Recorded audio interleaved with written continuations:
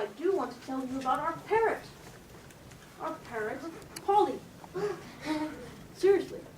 Polly.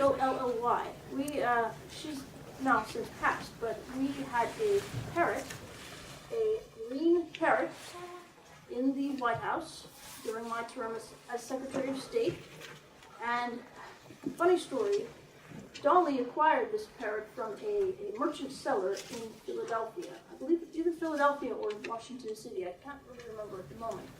But this parrot will swear in French. You walk into a room with parrot. I'm not even going to repeat. I know the French words that are bad, but I will not say them. This parrot, she will screech and scream these words, and only Dolly can make the bird be quiet. Only her. And one interesting story that I do not like to repeat because it haunts me even now is one time I went back to my home at Montpelier during a break during my presidency, just last year.